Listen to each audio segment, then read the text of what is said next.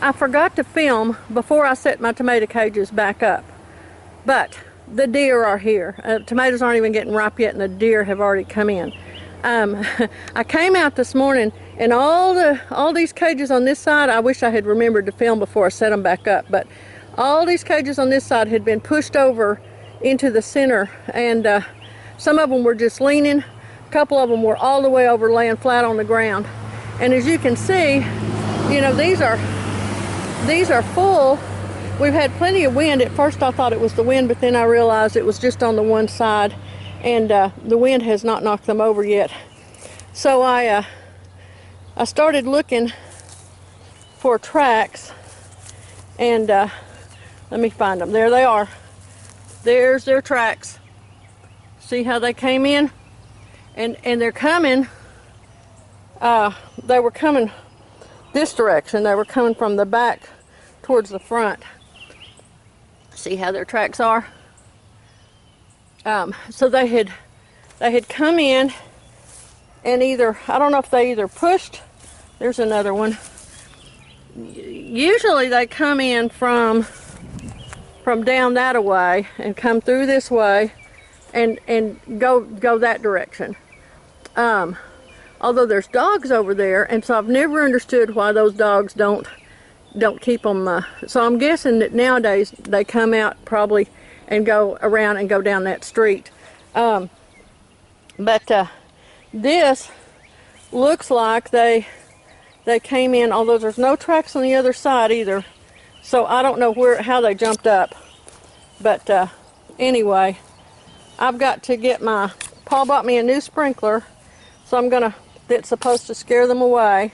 So I'm gonna set that up today, and we'll go from there and see if that'll keep them away this year.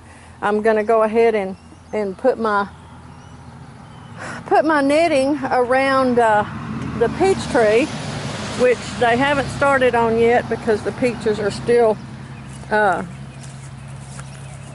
really green, but they'll start on them as soon as they get half ripe. That's what they did last year. So I've got to get the limbs all propped so they won't crack, and then put my netting around that. The deer, after several years of using my netting to good effect to keep the deer out, it's no longer works. They've since learned how tall it is, and so they've learned they can jump over it, and so it doesn't work anymore. So this year we're going to try my sprinkler, and I'll film doing that, and I'm going to look on this side and see if I have any tracks over here. This will help me know where to aim my sprinkler at. I thought they always came down that other side over there, and it's, well, here, see, looky here, these have been pushed over too. Let me get around here where I can film this, where you can see how these cages have been pushed over. And they walk with such a light step that they don't leave many tracks. These are small deer that we have out here, and they don't leave, I don't know if you can see how leaning that is. See that?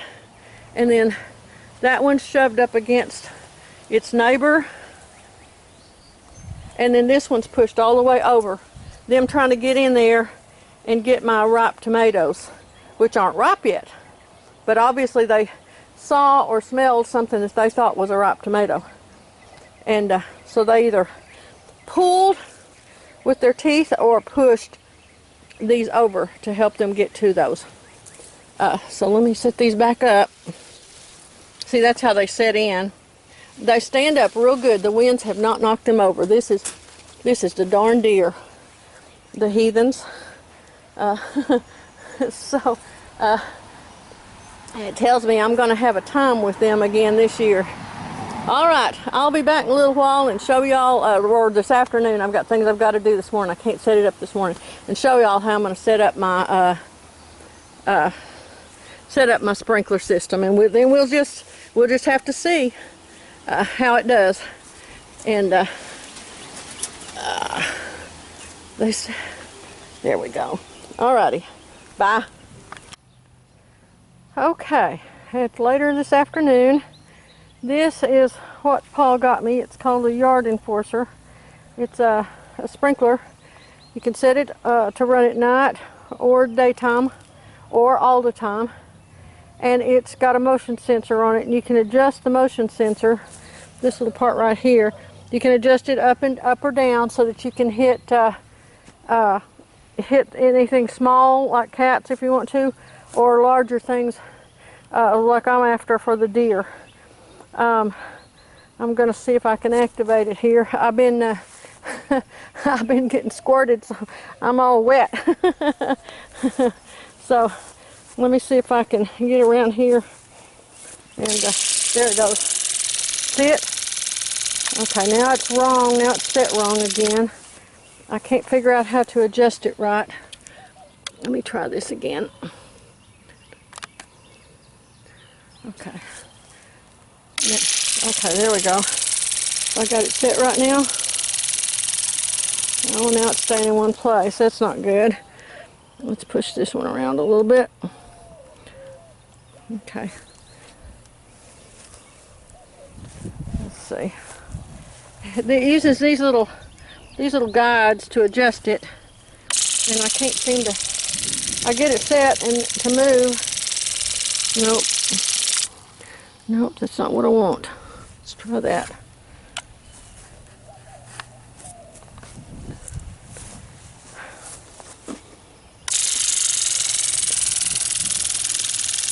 Okay, there we go. Now it's going part of the way. I had it pretty good a while ago. Let me see if I can put it a little bit more. Let's try a little bit more. Okay. Nope, that's keeping it straight. Nope, that's not what we want. Let's try that one. Okay.